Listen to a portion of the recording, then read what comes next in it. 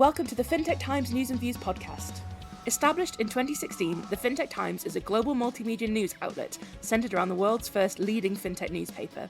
We report on the latest and brightest ideas from the fintech world. Follow the conversation using hashtag TFD News and Views and follow us at the Fintech Times. Hello and welcome back to the Fintech Times News and Views podcast. We are back again this week, and as you can probably tell by the fact that I'm the one introducing us, we are sadly missing Polly, but Francis is still able to join us. So Francis, how you been doing? How's the week been? Yeah, I've been doing well this week. It's been very, very busy. I mean, we say that every week, but it has been very busy, and it does feel like the summer holidays are finally over. You know, we've had a lot of news being flooding across our desks this week, and yeah, just it seems that, you know, everything's starting to get back in motion now. We're hearing from companies that we haven't heard from in a while, but it's all exciting times, and it's just a very fun time to be in the industry. Yeah, definitely. As you said, this summer's definitely over now, but I've definitely felt that more through temperature than fintech news, to be honest. Me and Dom were busy at Seamless Europe in Munich this week, and I think first time I've broken out the jumper and I haven't taken it off since. So it's been a bit of a cold one. But yeah, as you said, it's really kicking off in the fintech world, and we're getting some great news in. Now, as I said, we are without Polly this week, but thankfully we are joined by a very special guest. So I'm very happy to welcome Beth Kennedy, Partnership Manager at iHub, to the podcast. Beth, thank you so much for joining us. How are you doing? Thank you for having me. Yeah, I'm good, thank you. Same as you, cracked out the jumper, actually put the heating on for the first time this week. Which I was reluctant to do until October, but it has been Baltic. Yeah, it absolutely is. I've been managing to stay off the heating controls for now, but I don't know if I'm going to survive much longer. But as I said, we're so happy you can join us this week. I mean, it's always great to get fresh perspectives on all the topics we cover, because I feel like me, Francis and Polly can probably predict each other's viewpoints on basically all fintech subjects at this point. We've done this so many times and done so many episodes together. So it's definitely good to get your insight on some of them. But before we get into those topics, could you just kick us off by giving us a little bit of an introduction into your role and what it is iHub is all about? Yeah, of course I can. So I am the Partnership Manager at iHub. So I'm responsible for creating and maintaining relationships predominantly with third sector organisations, so debt advice providers, charities. And the reason that we want to work with them is because we're trying to get our fintech tool, iHub, to the people who need it most. So those marginalised communities, those who could be considered to be living in some sort of vulnerable situation. iHub as a company is a fintech for good. And we provide a free online budgeting tool which helps people to create a single SFS compliant income and expenditure statement. So better known as a budget, essentially. The tool does a lot more than just help people to budget their money, though. It's got a built-in benefit checker, which highlights any additional income people could be entitled to, as well as looking at their eligibility for things like discounted tariffs and grants. But the thing that makes iHub unique is that it gives users, so customers, the opportunity to share their information with any company that they want to, whether that be a creditor that they're in debt with, a service provider they're struggling to pay, or a support organisation like a charity who may be able to provide them with more bespoke support based on their situation. And we give the customers the tool to do that. And on average, it takes them only about 20 minutes to complete from start to finish. Fantastic. Well, thank you very much for that introduction. And I believe you've also picked an article for us to discuss a little bit later on. So can you just give us a little bit of an overview into what that article is all about? Yeah, so the article that I chose is around what more could your fintech be doing to bridge the financial accessibility gap. And I think it's a really interesting topic because financial accessibility, financial inclusion, I think they're terms that are thrown around quite a lot in the industry. And for me, looking at the financial accessibility really refers to the ease of access to financial services. And being able to bridge the gap, I think, needs to start by identifying the groups that need the most help. And that's an area in particular that I'm really passionate about. Yeah, definitely. I think Fintech for Good is probably one of our most important topics, monthly topics that we cover at the Fintech Times. And that's a very important article. And I can't wait to get stuck into that. But before we do, Francis, I think you've got some recent news from the Money and Pension Service to bring to the table. So why don't you just dive straight in and tell us what that's all about? Yeah, absolutely. Cheers, Tom. So, as you mentioned, the article that that we're going to be discussing this week comes from the Money and Pension Service, and it's about how it's put together a new charter, the UK Savings Charter, to help improve financial well-being amongst consumers. So, working with a range of savings providers, the charter provides the opportunity for savings providers to amplify what they are already doing, to raise the profile of savings, and inspire them to signal what they intend to do in accordance with its commitments. So these include publicly demonstrating a commitment to building financial security through savings, supporting individuals to save by understanding their financial situation and goals, giving people access to their savings buffer when they need it, keep customers informed about their savings and their options as customers, talk about saving in local communities and places of education and where they operate. So the reason I thought this article was particularly interesting is that money management struggles have been optimized by the cost of living crisis.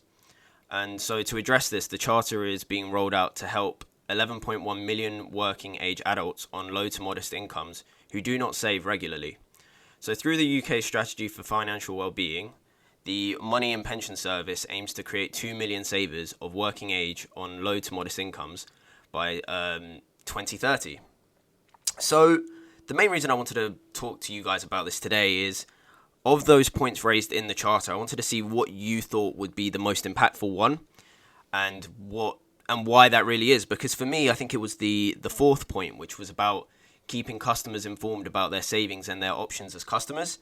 And I think it's really important that organizations go above and beyond to really support their consumers in any way possible, and make sure that they are aware of situation or of offerings, I should say, that can improve their situations and help them become better savers in the future. Because at the end of the day, I think it is the responsibility of organizations to ensure financial well-being of their consumers. And yeah, for me, that was just really the biggest point that stood out. So I wanted to see if you guys agreed with me, if that was the best one for you, or if you had a different viewpoint. So Tom, I'll go to you first, and then Beth will get your viewpoints afterwards. Yeah, I think this is it's a topic that we cover quite a lot at the Fintech Times. It's all about, the importance definitely of financial education and kind of understanding your money situation. And I think that's why certainly the second point, which is supporting individuals to save by understanding their financial situation and goals, is such an important one. Because I think, especially, in our situation where, if we work for the Fintech Times with fintech journalists, we're constantly in the conversation about different strategies for saving or different fintech tech solutions that have been released to kind of support that. And yet it's easy to forget really that isn't necessarily a mainstream conversation. Most people aren't encountering those news and things that make that kind of thing more accessible on a regular basis, and therefore people just simply don't really understand what sort of solutions are available to them. And certainly this charter, is trying to address that. It's trying to make sure that savings providers are able to really amplify the message and their goals to a much larger number of people. And one of the things in the article that stood out to me was a quote from Chris Irwin, who's the director of savings at the Yorkshire Building Society. And he said that research shows that people who save regularly are generally less anxious about money and report greater life satisfaction regardless of income. So obviously, this type of strategy, which is targeting people on lower income, it could have a huge impact on not only their financial well-being, but even potentially their mental well-being, because you know how stressful managing your money can become. And I just thought it was a really important and potentially really impactful charter, and it'll be interesting to see what kind of impact it can have coming in the future. Yeah, I think that's a really interesting point. As you kind of say, like, when you're not in the industry, it is definitely, you get a different perspective from the sort of input that you're getting from your financial institutions. The best way that I can think about it is my financial providers and how much contact I have with them, like in their offerings that they sort of suggest to me. And while I'm quite satisfied with what they're doing, I can easily picture if, say, there was like a mainstream bank that just hasn't really, that got its customers, its big customer base, and it hasn't really done anything else to really ensure that these existing customers are getting the best offerings that they can. Because a lot of the time we always see these new solutions be targeted at new consumers. And I think it's really important that existing ones are also considered and, made aware of solutions that are available to them. So, yeah, I think that's absolutely a really valid point. Beth, what do you think? Do you agree with us that that's one of the most important points, or is there another one that stood out to you? So I would have liked to say that it's a different one, but unfortunately I'm in agreement with you guys. It doesn't make for a very interesting debate. But for me, when I was reading through the article, it's definitely the second point that stood out to me. So around supporting individuals to save by understanding their financial situation and goals. But I suppose to put a bit of a curveball into that, I absolutely agree with the savings concept and helping people understand how to save and give them education on what is the best option for them so they can make informed decisions. I mean, we have a savings section built into IE Hub where we encourage people to save any money that they can. And we always push them to speak to a money advisor through the journey. But actually, I think before we can get to the topic of saving, you need to address the issue around deficit budgets, and people need to have money in the first place before they're able to save it.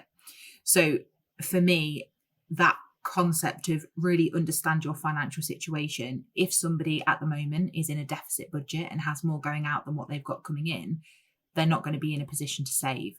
So it's looking at how can we help that particular person improve their situation, whether that is a combination of increasing their income through things like benefit checks, eligibility for discounted tariffs and grants, or decreasing their outgoings. So are they on the right tariff? What can we do to make sure that they've got a little bit of surplus income at the end of the month so they can start to save, build up a pot and have some financial resilience for when those life shots hit. Things like a life shock being, I go take my car to have an MOT, it fails, I've got to now find 250 quid to get my car back on the road. If you don't have that savings pot, a lot of people panic. A lot of people can't find that money just out of nowhere. So this is absolutely the right thing. I genuinely believe what the Charter is trying to do. But I think before we can get people saving, we really need to address the issue that at large at the moment is the deficit budget. Yeah, I think that's a really, it's nice to hear that viewpoint, because I don't think it's something that we've really discussed that in that much depth before. And I think you're absolutely right. I mean, it's all well and good saying, this is how you save. But I mean, like you said, if you don't have that money to save in the first place, then it's almost falling on deaf ears, because, people just, even if they want to do that, they don't have the facilities to do it. So again, I think that sort of goes back to what we were saying before, of it is the role of the financial institutions to really ensure that their consumers' well-being is at the forefront of all that they do. And that, if that is what they need, be it to sort of, like you said, like reevaluating, what support they can get, I think that is definitely what organisations should be doing, and making sure that they are contacting their consumers to have these checks regularly, because, life shocks can sort of hit you from when you least expect it. And so I think it is really important, and I think it would go a long way in customer retention as well. But yeah, why, on sort of a similar topic, I suppose, why don't we go over to your article now? So the article I've chosen is, what more could your fintech be doing to bridge the financial accessibility gap?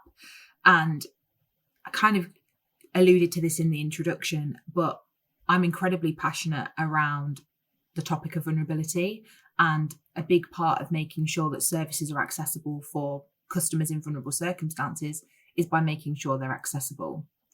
So I'm happy to kick off with a few things that we've done at IE Hub around making sure that it's accessible, and then would love to hear your thoughts on if you believe there's more that we can do, what you've seen as kind of best practice in the fintech industry, and then just have a bit of a conversation around that.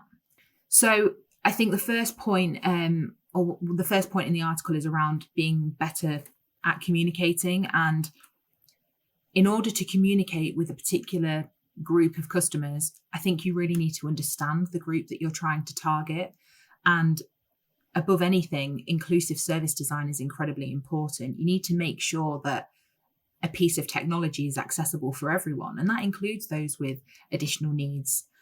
So we're always trying to improve our user experience. We offer the easy to use features that support financial vulnerability. But it's also about making sure when the tool is ready and fit for purpose, that actually your target audience know about it and are able to access it. So that's where a big part of my role comes in. So I work with a really wide range of charitable organisations, Scope, the leading pan-disability charity in the UK, being one of them. And through that partnership, we're able to engage directly with disabled consumers and present them with the tool through Scope, the advisors, the experts, and the trusted voice amongst that customer group as well. And that's really important to create noise and advocacy around a particular service that can help that demographic. And when it's coming from a trusted voice, they're much more likely to engage with it.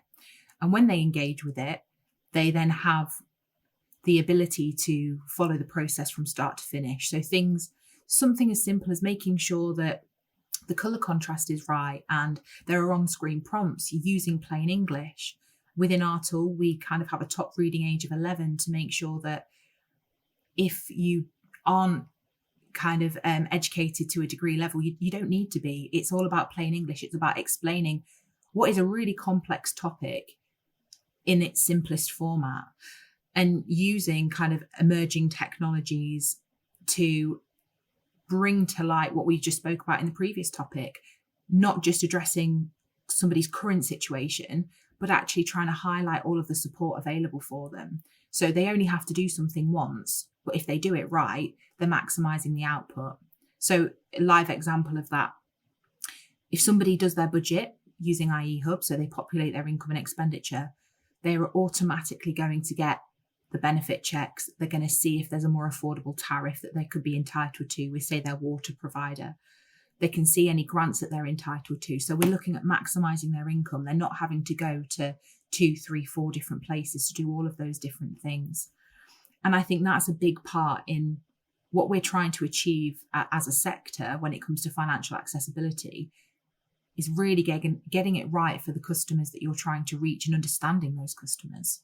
Yeah, absolutely. And I think there are so many different facets to accessibility. You know, I mean, one of the points in the article that you've picked out is about, you know, before you actually take that first step into becoming more accessible, you need to know what groups you're actually targeting, because there is no one size fits all solution. And I think, you know, it's easy to think, oh, this group with a disability, we want to cover them first. Whether it be, I know a lot of banks have introduced kind of sign language onto their websites to support different groups. We've also seen, you know, just a wide range of different solutions. And I don't think really there's any one solution that has covered every point of accessibility. I mean, we've been speaking in the last article about cost, and, you know, people with their budgeting, and cost can be a huge barrier to accessibility. You know, if people are transferring money, that can entail big costs. That stops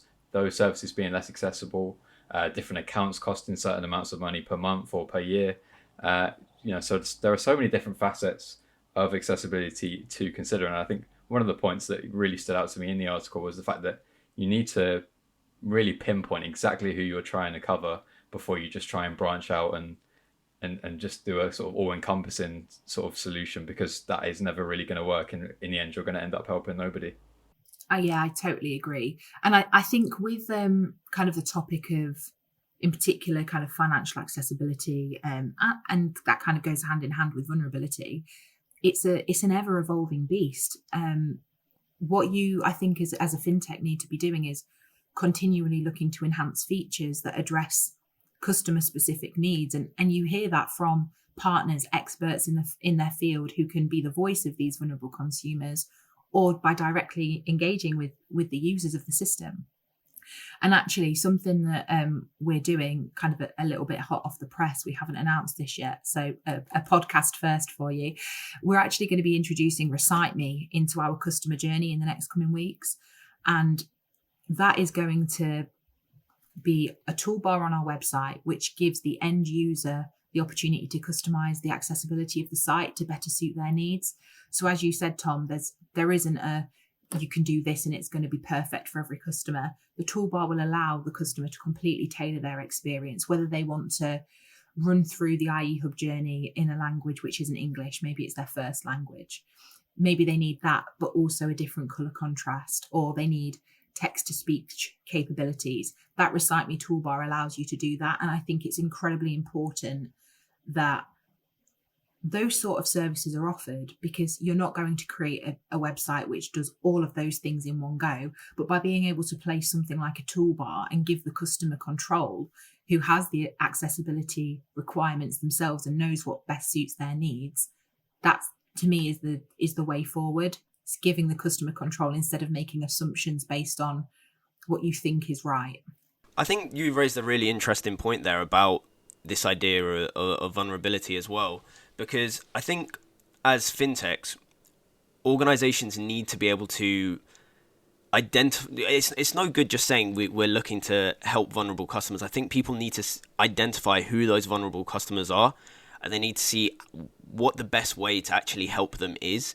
Because I don't think it's all well and good sort of, and I think it's very similar to greenwashing in a sense that, where I know that's not as big of a topic as it was perhaps a couple of years ago, but when it came to climate change, a lot of organizations were saying we're doing X, Y, and Z to help the climate and to help the carbon problems, and then it turned out they weren't really doing anything. It was all just almost propaganda, really, to make them seem, like good investments for people that were, climate conscious.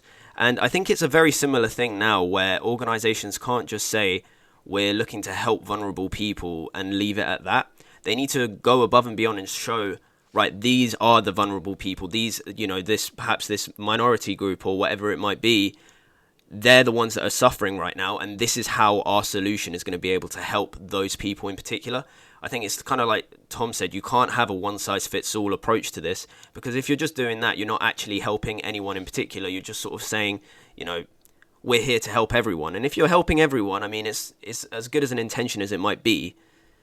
Those people that have previously been excluded from financial services for whatever reason, they're still probably going to be facing those things, because the issues that they've previously faced haven't been addressed. So I think that's the biggest thing when it comes to what perhaps a fintech could be doing better. It's saying, we identified this group and this is what we are doing to help this specific group.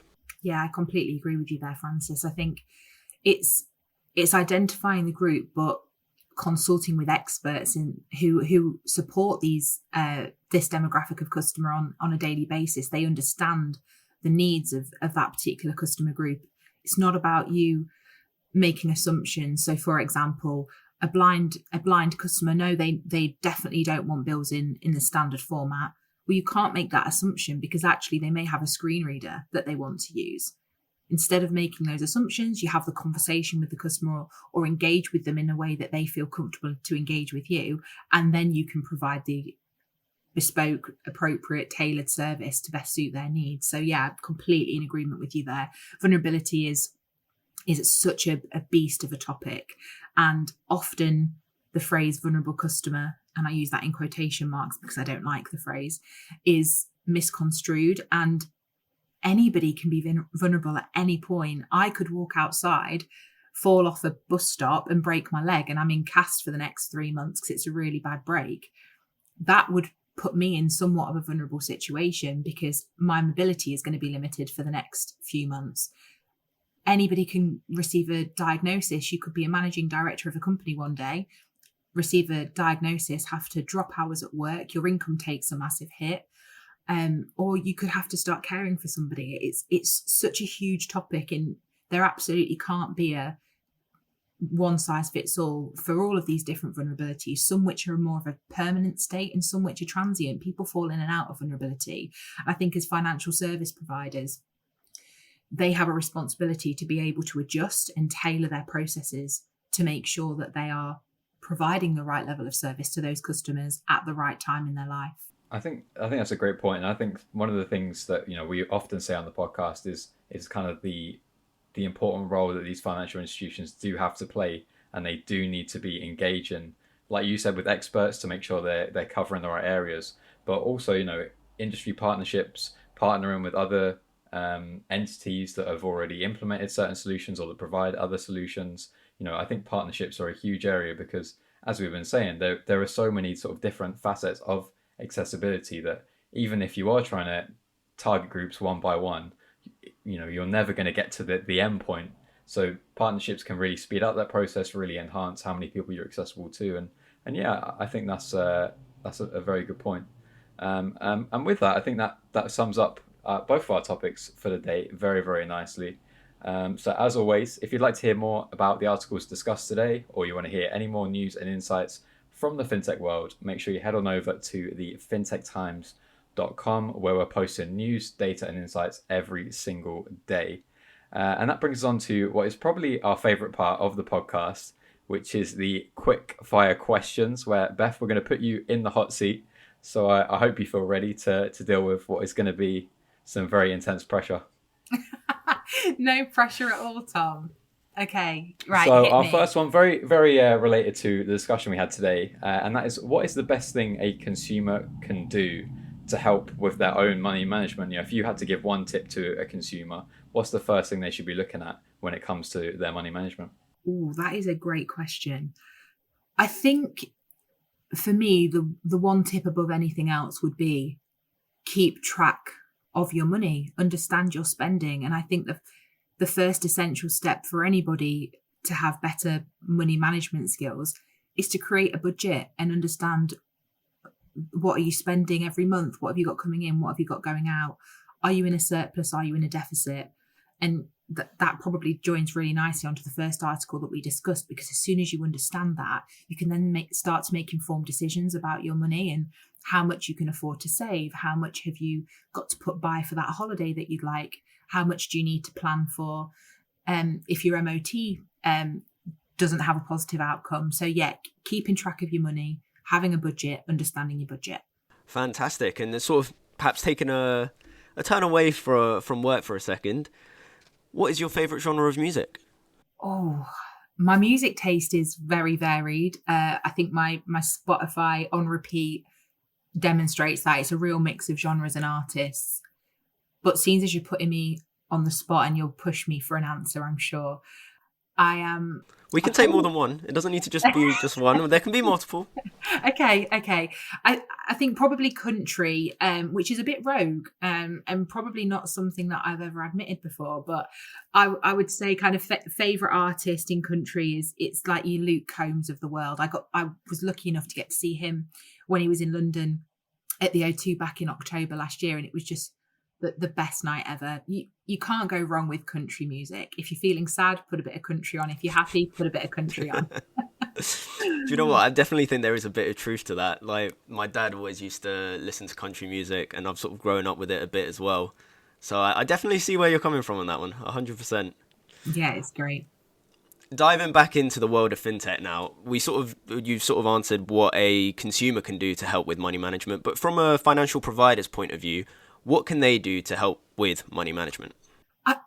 For me, I think it's, as a financial provider, as potentially one of many creditors that a customer is engaging with, you've got a responsibility to look at the bigger picture. And by looking and acknowledging and really understanding a customer's individual situation, you're going to be able to help that customer more than you could if you just focused on your particular product in isolation. And again, I'm not trying to do a shameless plug here, but with our platform, with IE Hub, the platform allows customers to do their budget once and share it with any creditors that they want to. So that means financial service companies that we work with, our partners, are able to introduce their customers to IE Hub. They encourage them to do a budget through the platform and share back with themselves, but they're opening up the opportunity then for that customer to be able to share their budget with another creditor that they might be in debt with, or somebody that they're struggling to pay, and also linking them up with that potential charity that can provide them that bespoke support. So it's very much helping the customer to help themselves, acknowledging you're not the only creditor that this customer is going to have to engage with, and trying to get them on the right path to get that holistic support service. Yeah, absolutely. And that's a very good point, and it really links in with everything we've been speaking about today. But we're going to take a bit of a veer away again from the fintech world. And we've got a fantastic, you could say, wild question here. and it's if you could have a wild animal as a pet, what wild animal would you pick? Oof. I feel like most people would go with like a lion or a monkey, and I'm going to go completely out there. I think my wild animal as a pet, I'd need a very large swimming pool to keep it in, but it would probably be an orca, so a killer whale. I love the film Free Willy. It's an absolute classic. I'd like to train them and ride on their back and just be part of the pod. I think it would probably be an orca. Honestly, if you gave me 100 guesses as to what you were going to say, killer whale would not have been in the top 100. That is. I was convinced it was going to be shark, and if you said shark, I was going to be right there with you. Shark is no, it? Sharks are too dangerous. I know. Whereas killer whale's nice and safe. Orca's the safe bet. I'll just become part of their family, part of their pod. They'd never eat me. A shark might. I was thinking more along the lines of, monkey, sea otter, something small, manageable, bit cute, and then we've got shark and killer whale. So me and Francis are on the same wavelength with wild pets, obviously. And taking a step back into fintech now, this next question is: what has been your favorite achievement in the fintech world? Ooh, that's a really good question. The thing that I really love about fintechs is the innovation that comes from it. And I think just seeing the emerging technology and the impact that the industry is having on end consumers is probably my favorite overall part. But I think even if you look at like kind of the widespread adoption of things like mobile banking and having digital wallets, Apple Pay, that alone in isolation, without looking at all the other great stuff that's happened, it has massively increased financial inclusion and accessibility for so many people, the topic that obviously we've been speaking about today. So I'd probably have to say that.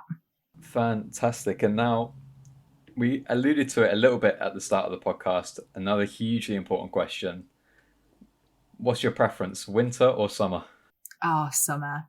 Yeah, I love Christmas. Don't get me wrong. That's a good thing about winter, but I just hate when it starts getting dark at like 3:30, 4 p.m. It's miserable outside. I definitely think I've got that seasonal disorder where you're not as happy when it's cold, dark and miserable. So yeah, summer all day long. Yeah, I completely agree with you on that one. Francis, are you in agreement? Summer's better than winter? Actually, no, I much prefer winter. Winter for me, I just love being able to like wear jumpers, jackets. It's so good. And then the snow, for me, it's winter every day. Fair enough. Well, we've had some really good answers there, particularly the wild animals question. And that signals the very last podcast, portion of the podcast, which is what I learned this week. And because every week so much news and insight crosses our desk from the fintech world, we like to pick one interesting thing we learned this week. So, Francis, what's yours? What did you learn this week? So, this week I took a trip, well, not actually taking a trip, I wish, but a trip to Latin America.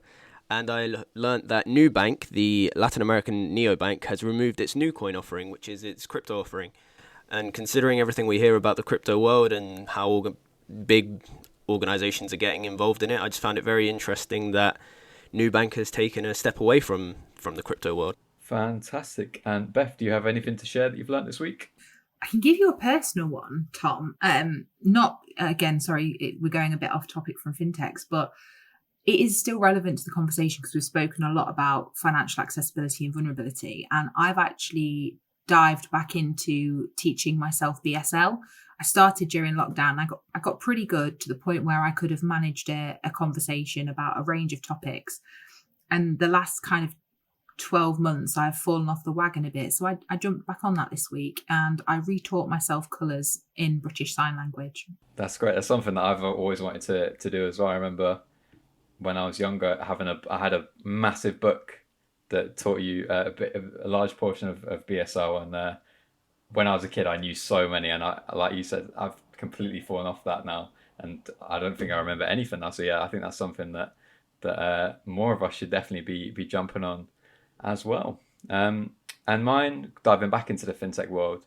So a new study found that the use of BNPL payments in the UAE and Saudi Arabia skyrocketed by around 200% between July and August 2024 compared to the same period in 2023. And I just thought that was really interesting to see the success and huge growth of BNPL in different cultures and countries, outside of the UK.